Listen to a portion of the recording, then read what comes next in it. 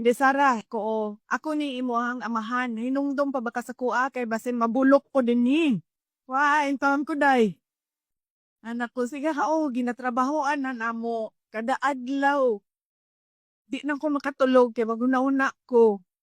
Unsaon ko ni kidnap dito sa Hague. Nya, nangutan ako sa iya ha. Doon na ba kay mga gibati? 80 anyos na ba yain taon to siya? Uy, sakit na yan tuhod, sakit na yan likod, mga anak, mga gibati sa mga senior citizen.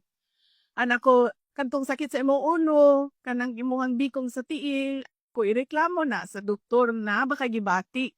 So, mo ko gibati, pero sakit ang ako ang dughay. Nagsakit ang ako ang kasing-kasing. Nagsakit imong kasing-kasing, ing na ang doktor dingha, na ay doktor dingha gabantay sa hospital. Ing na siya nga nagsakit imong dughan. Yan na siya, nagsakit akong dughan kay namawala ako ang mga girlfriend.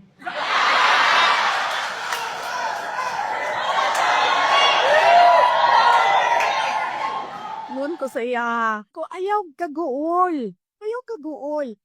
Suntian ta ka, na ay duha ka girlfriend mo dingha, nasa gawa sa kulong nga gahulat nga makagawas ka.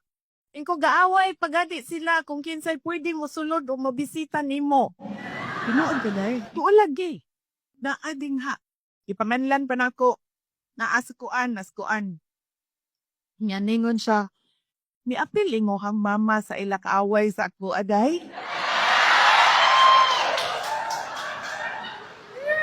Ako ko saya, ingon akong mama, tiguan na daw ka o chitaan niya sa daw ka.